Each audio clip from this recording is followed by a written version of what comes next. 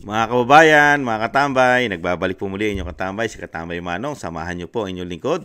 Magkomentuhan po tayo. Magandang umaga po muna, tanghali, hapon, gabi, madaling araw po sa atin lahat. Saan man sulok ng bansa o mundo tayo naroon. Naway maingatan po tayo mga kababayan. Samahan niyo na po mga katambay, samahan niyo po ako. Ito po, umpisa na po natin. Ito po may binalita po ng Net25 mga tambay. Nakakapagtaka po. Talagang nakakagulat po mga tambay. Talagang wala po talagang lihim o baho na hindi aalingasaw mga tambay. Dahil nga po nakita naman po natin na nasaksihan ang mga pahayag po ng palasyo ng Malacanang ng DOJ Secretary na si Boyeng Rimulya, di ba? Ano sabi? Pag daw po may red notice agad o may red notice ang Interpol, ay kailangan daw po natin tumugon agad, mga kabayan. Tumugon. Totoo po ba 'yon? Totoo po ba na kailangan po tumugon agad at napakabilis, mga tambay? Kamukha po ng ginawa nila sa dating Pangulong Duterte. Tumugon daw po agad.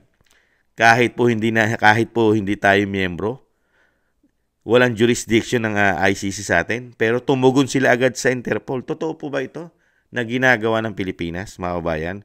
Dito po, masasaksihan po natin, dito po sa balita, sa ulat po ng Net25, kung paano po magsinungaling po sila. Napakasinungaling po yata nila, mga kabayan. Talagang pinulitika lang nila, demolition job ang ginawa sa dating Pangulong Duterte, mga tambay. Ito po, may red notice pa ito. Si dating Pangulong Duterte, wala. Ito, may red notice na, ay nananatili pa sa ating bansa. Hindi pa nila sinusurrender. Unbelievable. Pakinggan po natin mga tambay. Ito pong balita ng Net25, mga kabayan. Kung gaano po sila kasi sinungaling. Mga kabayan. Na merong tayong dinakip sa ilalim ng red notice, ito Interpol na mismo ha. Okay. May red notice ito, Oho. pero mag-iisang taon na, nandito pa rin sa Pilipinas. At ang kaso niya, nasa Indonesia dyan, hindi naman sa Pilipinas eh. Eh, ba't nakakulong dito yan? Ang inaresto ho kasi noong May 15, 2024, ay itong si Johan Haas. Ano daw yung kaso niyan? May red notice po ito na inisyu ng Interpol. Okay. Bukod doon, meron pang international alert for a wanted person. Ito pa, Jen, ha? Nung maaresto si Alice Guo sa Indonesia, kaya pala ang Indonesia ay talagang agad na inaresto si Alice Guo at pinabalik ng Pilipinas kasi ang gusto nila, ma-swap. Maiuwi din sa Indonesia yung si ano? Kasi doon may kaso eh. Si Aas. Oo. Ang problema, nandito na si Alice Guo. Si Aas, andito pa rin ngayon. Nandito pa si Aas. Buti hindi nagre-reklamo yung Indonesia. Mukhang naisahan nyo kami. Nabudol nyo kami dyan ha. Kaya ako nagtataka dyan, saan nila kinukuha yung... Hindi nakipagtulungan tayo sa Interpol kasi dapat mabilis tayo. Totoo naman yan. Ito ang tagal na, isang taon na andito pa sa Pilipinas. Dinala na nga si Alice Guo bilang kapalit Hindi pa rin dinadala. Ngayon ay tahimik na tahimik ito dyan ha. Aba? Samantalang Interpol sila ng Interpol, pero nung tayo nang may dapat na ipadala sa Indonesia, dahil red notice to ng Interpol, isang taon na hindi pa natin pinapadala. Pakinggan nga natin sa Pangulong Bongbong. Sige nga. Sinong tumulong sa atin para makita natin yung mga ating kababayan na inaapi at ginagamit sa masamang paraan? Ang Interpol. Kaya naman, dapat naman tayo, pagka sinabi sa atin, tulungan nyo kami sa ganito, tumulong kayo. Kaya naman, ganun ang ganyawa natin. Ibig sabihin nito, Jen, namimili lang tayo ng gusto nating ibigay kaagad sa Interpol. Kasi ito isang taon na, andito pa sa Pilipinas. Red notice ito. Ako sa tingin ko dyan, hindi kasi ICC ang nagpapahuli dyan kay Aas na yan. Hindi naman tayo nakikipag-usap sa ICC, di ba? Sabi ng Pangulo. Ang ating tinutugunan dito ay yung hiling ng Interpol. Diyan tayo dapat makipagtulungan. Kapag kami kailangan silang tao, ibigay natin. Ito, binigay na nga si Alice Guo. Ba't hindi natin ibigay si Aas?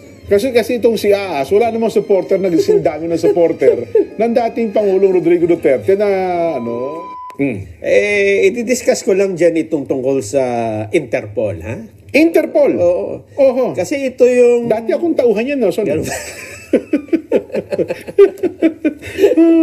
Kasi ito ang sinasabi nila na naging obligasyon natin, di ba? Kaya Oo. mabilis na pinadala sa dahig ang dating Pangulong Duterte, kasi tayo natatali sa Interpol, sa obligasyon natin sa kanila. Oo, Pagka nga, no? hindi daw natin binigyan, hindi ng natin... halaga, Oo. importansya. Hindi tayo nakipagtulungan sa Interpol, hindi rin tayo tutulungan yan sa mga kasong... Oo nga, lalo pa nga tayo. Ang totoo, tayo anya, marami din tayong mga hinihiling sa Interpol. Mga hinahanap, di ba? Oo.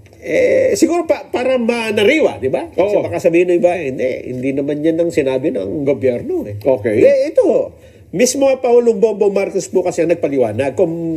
Kasi ang sabi niya, Okay. hindi tayo makipagtulungan sa ICC. Totoo. Pero sa Interpol, obligado tayo makipagtulungan. Oo. Kaya inaresto si Duterte at dinala sa dahig. Oo. Ito'y press con sa Malacanang ito dyan Kaya nga raw ang utos, ang tawag doon, hindi red notice, kundi red, anong tawag doon? Nakalimutan. Diffusion. Diffusion, no? Pero noong panahon na hindi pa binabanggit yung diffusion Yun na nga, kasi Lumitaw lang yan doon sa Senate hearing nung Senadora Amy. Dito sa panahong ito, red notice ang pinapalutang pa. Oho. Kaya Interpol na Interpol Yes. Kasi yung diffusion, ICC. ICC yun eh. Oo. Yes. Kasi yun palang diffusion, ilalabas ng ICC, ipapadala sa Interpol. Yun na Interpol maglalabas naman ang ng dalang red notice. red notice. Yan. Ang red notice pala, parang 150 countries pala yun, no? Lahat yung mayroong Interpol, no? Oho. Ang problema dyan, tayo ba ay ganyan kabilis makipagtulungan sa Interpol sa talagang normal na kaso? Ay mukhang... Dapat. Yan po mga tambay. Ayun po, nauna na po yung sinabi po nila. Tama po yun mga tambay. Di ba? Nakita niyo po yung ginagawa ng pamahalaan, kasinungalingan po sa taong bayan. Akala mo po kung magsalita ang Pangulo ay totoong-totoo na kailangan makipagtulungan sa Interpol. Mabilis, instant. Pero ano po ginagawa? Ano po ginawa doon sa isa? Yung sinasabi po nitong ating mga anchor sa Net25. Kay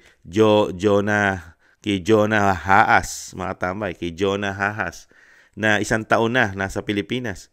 Ito po yung taga-Indonesia po may kaso ito. At ito po yung may red notice po na Interpol. At ano po sinasabi nga po, kaya daw po ibinigay si Alice Guo para po maging kapalit nito. Pero nananatili pa rin sa ating bansa. Ganyan po ba ang sinasabi po ng pamahalaan, lalo po ng Pangulong Marcos, na nakipagtulungan tayo sa Interpol at kailangan natin umaksyon agad? Ito po 1 taon na mahigit. Nakita nyo po? At wala pong red notice na ang Interpol sa dating Pangulong Duterte. Pero minadali nila. At hindi pa raw po tayo nakikipag-usap sa ICC. Dahil wala nga po silang jurisdiction sa atin.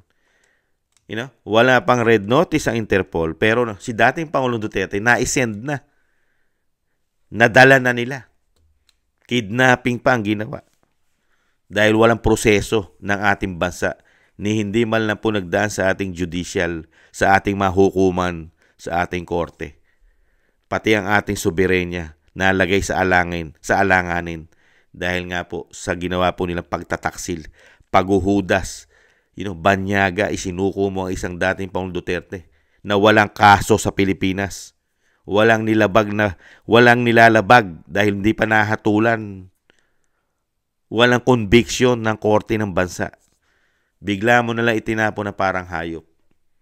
Tapos ngayon ipinagmamalaki mo na kailangan natin tumulong at obligasyon natin sa Interpol. Pero ngayon lalabas, ganyan kabagal umaksyon ng Pilipinas. Dito sa iba. Dito katulad dito kay Haas. Kay Haas o parang ahas na ito, kay Haas ng Indonesia. 1 taon na. 1 taon na mahigit. May red notice pa yan. Ano ibig sabihin nito? Grabe ang kanilang pamumulitika, demolition job na ginawa sa mga Duterte, lalo sa dating Pangulong Duterte, dahil sa pamumulitika. Bistado po sila, mga kabayan. Ganyan po katindi ang ginawa pong trabaho sa atin itong mga binagoongang Pilipinas. Trabaho po nila, ibang klase. 3 taong pamumulitika, 3 taong issue ng korupsyon kasama ang institusyon ng Kamara at Senado. Ibang klase. Nakakahiya. Nakakahiya. Kaya nga po nakakahiya tayo sa buong mundo eh. Nakakahiya po ang ating bansa. Tas malalaman lalabas at lalabas ang mga baho na ginawa nila. Talagang pamumulitika, demolition job ang ginawa sa dating Pangulong Duterte. Lumalabas na eh. Ang mga kapalpakan pong ginawa nila, hindi naman po kasi maitatago yan. Sisingaw at sisingaw po yan, mga kabayan. Katulad po nito. Interpol sila na Interpol. Pero meron pong red notice ang Interpol. At kailangan ng dalhin ito ayon po sa mga anchor natin, commentator ng Net25. Pero nananatili pa mahigit 1 taon na si Haas dito sa Pilipinas. May mga kaso ito sa Indonesia. Pero hindi pa natin isinesend. Dinadala sa Indonesia. Di ba? Nakita nyo po ang pagkakaiba. Ang pagkakaiba ng dating Pangulong Duterte. Saka dito sa may red notice na at may kaso na. May mga kaso na ito. Samantalang Pangulong Duterte, walang kaso sa Pilipinas. Walang kaso. Ibang klase. Ganun po katindi. Kaya nga po ang galit ng Pilipino, dismaya ang Pilipino, pati ang ating mga kababayan na OFW, dismayado. Talagang sukan-suka sila sa ginawa. Sukan-sukat, dirin-diri sila sa ginawa ng Pangulong Marcos na pagtitrador, paghuhudas sa ating bansa, sa ating soberenya, sa ating judicial, at lalong-lalo ang paghuhudas nilang ginawa sa dating Pangulong Duterte. Nakakahiya. Tapos malalaman pa ng buong mundo na ganito lang ang ginagawa mo, aksyon, at ganito ka humawak at gumamit ng batas. Ginagamit mo ang batas para sa pamumulitika lang. Walang proseso ng batas sa'yo pag kalaban mo sa politika. Pag itinuturing mo kalaban sa politika, hindi na kailangan dumaan sa proseso ng batas. Ganun po ba? Nakakahiya. Nagkaroon tayo ng lingkod bayan. Na paswelduhin natin. Pati bisyo niya, pati yata bisyo niya galing pa sa atin. Tayo pa yata gumagastos ng mga bisyo niyo, luho. Di ba? Pati luho eh. Tayo pa yata gumagastos eh. Di ba? Pero ganitong klase lang paglilingkod na ibibigay sa atin. Grabe, no? Humahawak sila ng trilyon-trilyon, bilyon-bilyon. Ganitong klaseng paglilingkod lang. 3 taon, pamumulitika. Grabe, panggigipit. Panggigipit, pati mga Pilipino. Ngayon, pati mga OFW. Papatawan pa nila. Plano pa nilang dagdagan ng mga buwis. At gipitin pa sa mga benepisyo yata. Ganun po katindi, mga kabayan, ang ating gobyerno ngayon. Kaya nga po rito, bukom-buko na sila. Bistadong-bistado na sila. Na talagang ginipit lang nila. Demolition job ang ginawa nila sa dating Pangulong Duterte. Dahil nga hindi po nila kayang talunin sa malinis na halalan. At hindi na po sila makakabalik sa pwesto. Mga kabayan. Kaya kailangan po nilang trabahuhin. At isusunod na po nila dyan, di umano. Ang Vice President, tinatrabaho na rin po nila. Para po talagang hindi na po makabalik ang mga Duterte. Di ba? Tinatrabahong pilit, pati impeachment. Di ba? Kasi nga naman, kung may impeach nila ang Vice President, ay hindi na po ito makakatakbo kahit anong klase ng politika, kahit anong posisyon sa ating bansa, sa ating gobyerno, hindi na po makakatakbo pag na-impeach po nila ang Vice President. Ganyan po sila ka-greedy, kasakim, kagahaman, di umano, sa kapangyarihan. Ganyan po. Grabe po sila. Nung makabalik sa pwesto, ganyan po sila katindi. Nung makabalik, nagsama-sama po halos lahat.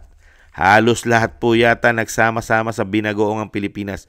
Nagsama-sama lahat ng mga greedy, sakim, ganid, mga tambay, sa kapangyarihan. Nagsama-sama yata, di umano, mga kabayan. Kaya po rito, mga kabayan, ano po ang gagawin natin? kung matuloy halalan sa mga sinungaling, grupo ng mga sinungaling, grupo ng mga hudas, grupo ng mga traidor. Ano po gagawin natin? Idiretso sa inidoro, mga kabayan. Idiretso sa inidoro. Idiretso sa inidoro ang mga yan. Hindi natin kailangan ng mga hudas, traidor, mga magnanakaw, mga ganid, greedy, sakim sa kapangyarihan. Hindi po natin kailangan niya, mga tambay. Hindi natin kailangan masinungaling sa ating gobyerno. 3 taon, ganyan lang ang pinakita sa atin, ganyan lang tinrabaho sa atin. Puro panggigipit, kahirapan, handyan lang. Pati lahat ng problema, nahandyan lang. Oh. Ayaw solusyonan. Bahala kayo maghirap. Bahala kayo sa buhay nyo. Ganun eh. Basta kami, nahandito lang kami, masaya ang buhay namin. Napakarami naming perang hinahawakan. Okay lang kami. Ganun. Kayong mga Pilipino, magbayad lang kayo ng buwis. Kami bahala rito. Huwag nyo kaming pakialaman. Pag pinakailaman nyo kami, nakialam kayo sa ginagawa namin, magkakaproblema kayo. Makakasuhan pa kayo. Maiimbestigahan pa kayo. Baka maitapon pa kayo. Ipapatapon pa kayo sa ibang bansa. Baka. Ganyan po sila katindi, mga kababayan. Ibang klase po. Kaya po, itong Net25, ingat-ingat po kayo, Net25. Baka magaya po kayo sa istasyon ni Kibuloy. Nakita naman po natin, lahat ng kumukontrat, lumalaban at nagpapahayag ng tama at nakikitang kamalian ng gobyerno ay nagkakaproblema po ngayon sa binagoongang Pilipinas. Ingat-ingat po kayo, Net25. Baka kayo magkaproblema ang inyong istasyon. Nakita naman po natin ang ginawa sa istasyon ni Kibuloy. Nilalabanan na tanging istasyon lang yata ni Kibuloy ang nagpapalabas na kinokontra ang mga terorista, mga NPA. At ang mga sakim at mga korupsyon ng gobyerno ay pinalalabas ni Kibuloy. Ano po nangyari? Ayun po, ang iginanti po, pagpapasara ng kanyang istasyon, ng kanyang prangkisa. Di ba? Kaya ginagawa po ng Net25 yan. Kinukundina nila ang ginagawa ng Pangulo, ang kasinungalingan, walang isang salita. Wag naman sana na masunod kayo. Ingat-ingat po. Alam naman po natin ang binagoong ang Pilipinas ngayon ay hindi po marunong tumanaw ng utang na loob yan. Mga tambay, walang utang na loob yan. Alam naman po natin ang Net25 ay pag-aari po na Iglesia ni Cristo yata. Hindi marunong tumanaw na utang na loob. Walang utang na loob sa Pangulo. Alam naman natin yan. Nakita naman natin ang ginawa sa mga Duterte, Kikibuloy. Mga kababayan, ganyan po sila tumanaw na utang na loob. Panggigipit. Itatapong ka pa sa dahig. Ganyan po silang tumanaw ng utang na loob, mga kababayan. Pero sinasabi nga ni dating Pangulong Duterte, mga kababayan, may hangganan. Ang lahat ay may katapusan, mga kabayan. Hindi naman po ipag-aadya ng may kapal yan na manatili silang ganyan sila kasasama, tas mananatili ng matagal. Hindi mananatili po yan. Ngayon pa, hindi naman po mga tangat bobo na mga Pilipino katulad nung araw kasi walang social media. Hindi sila na-expose. Di ba? Napagtatakpan pa nila, lalo na pag kontrolado nila ang mainstream media. Ngayon, may social media na. Madali na po silang ma-expose. Wala na po silang itatago. Madali na po silang makita ng mga Pilipino kung ano mga pinagagawa nila, mga kababayan. Bago po tayo magtapos, siyempre po, lahat po ng pambato ng Pangulong Duterte, tangkilikin po natin, mga kababayan. Dahil yan lang po ang magiging solusyon, lalo-lalo po sa walang investigasyong ginawa ng 19th Congress sa isang damukal na korupsyon, issue ng korupsyon, mga kababayan, ng binagoong ang Pilipinas. Yan lang po ang pag-asa natin para po matugunan po lahat ng anomalya, ginto, Maharlika Investment Fund, PhilHealth, GSIS, SSS, PDIC, flood control, at napakarami pang iba na dapat imbestigahan. Kung ang mananatili lang po sila, wala. Madadagdagan pa ang korupsyon, pero walang investigasyon. Yun po ang katotohanan doon, mga kabayan. Kaya lahat po ng 19 Congress, lahat po, lalo po yung mga pumirma sa impeachment ng Vice President, i-abolish na po yan, mga kabayan. I-abolish na po lahat yan. Alam nyo naman po yan. Kilala nyo po yan sa inyong mga distrito, mga kabayan. Kilala nyo po yan. At syempre po, mga senador, mga tambay, na tumanda't nagsiyaman na, naging mga bilyonaryo na, mga kababayan. Hindi natin kailangan ang mga hudas, mga tambay. Hindi naman nakatulong. Sila lang po ang guminhawa. Tayo, nananatili po tayong naghihirap, naghihikahos. Pero sila, paisi-isi lang. May mga ari-arian pa sa labas ng bansa. Unbelievable. Bago po tayo magtapos, magpapasalamat po muna inyong lingkod sa mga biyaya po natatanggap. Maraming salamat po kay Kingston ng 123 ng Hong Kong, Gina Ray, Solid DDS ng Berlin, Germany, Jake Yahoo 4531, Jasmine Channel, Telma Pasaw o Dan Rivero ng Anchorage, Alaska, Bon Rosales ng France, John Sarip na Amsterdam, Holland, Chona Banks, 1077, Milwaukee, Wisconsin, USA, Julieta Celona ng Sydney, Australia, Ma'am LV Sermani ng North Miami, Florida, USA, Grace Obet ng California, USA, Michelle Del Valle ng New Zealand, Sara Nakamura ng Japan, Melencio Bandibas ng Jeddah, Arabia, Trojanta 9828 ng Korea, Lopez Ivina ng Saitama, Japan, Librado Reyes 8529 ng California, USA, Danilo Basan Jr. ng Jubail, Saudi Arabia, Roberto Papa, United Kingdom, 29 Narciso Esteban, Reynaldo Pexon, June De Jesus, Lee Chen, Ana Santos, Bon Rosales, Benjamin Garduque, Pepito Cabiso,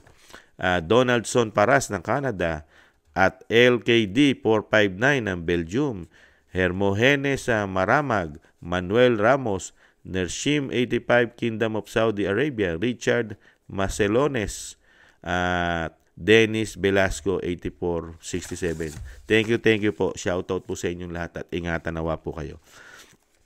At thank you rin po sa mga siyempre po shoutout din po natin ating mga kababayan sa kasulok-sulukan ng ating bansa. Shoutout po. Ingatan nawa. At ganoon din po sa ating mga kababayan sa buong mundo. Lalo-lalo po sa ating mga kababayan OFW. Shoutout po mga kababayan. Ingat po kayo. At mabuhay po kayo. Mga bago nating bayani. Mabuhay po kayo. Ingatan nawa. At syempre po, thank you rin po sa mga nakagusto po ng Tambayang Mga Kabayan sa YouTube at TikTok. At ganoon din po sa mga nag-comment, like, share, and subscribe. Maraming salamat po mga kabayan. At muli po, bago po tayo magtapos, wag po natin kalimutan ang panalangin po. Manalangin po tayo na maingatan po. Isama po natin sa panalangin ang pag-iingat po at ingatan lalo-lalo po ang kalusugan ng dating Pangulong Duterte, mga tama. Isama po natin sa dalangin. Muli po, maraming salamat. Sa muli, paalam. Bye-bye.